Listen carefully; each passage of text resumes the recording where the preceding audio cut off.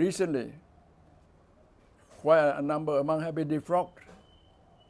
For me, that's a good sign,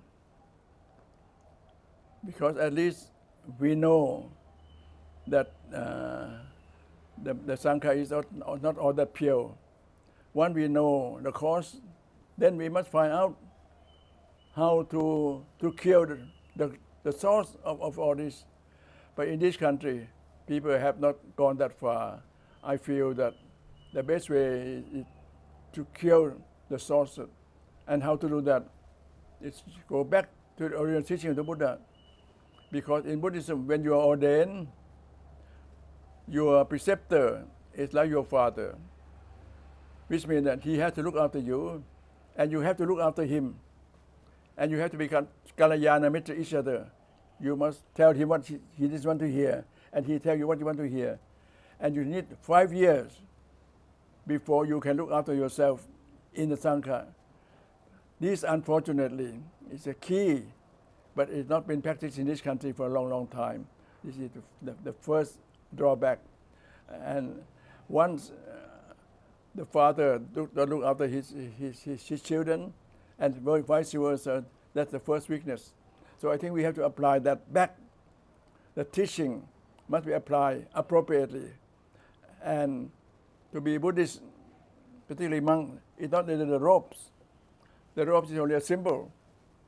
To be a Buddhist monk, you have to be unlike the lay person. That is, you must have time to cultivate your mind. You must learn how to breathe properly, because breathing is the most important element in your life. You can learn to breathe, that you can change hatred into loving kindness. You can change greed into generosity. You can change ignorance into wisdom. That's the key. But this, unfortunately, has not been practiced widely. Luckily, we still have some forest tradition who practice this. I think if we look what's going on now, and if we take it seriously, we should go back to the teaching of the Buddha.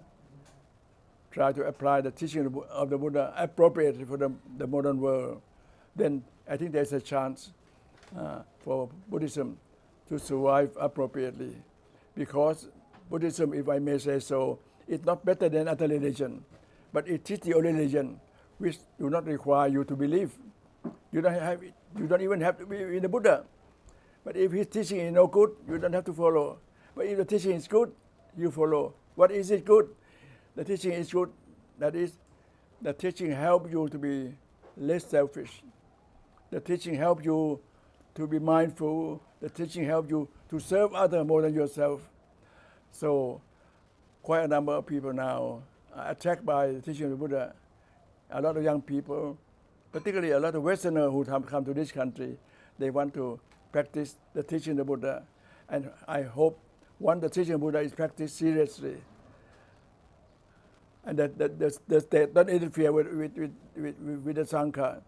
The Sangha become independent, autonomy, but the Sangha have their teacher and apply the teaching.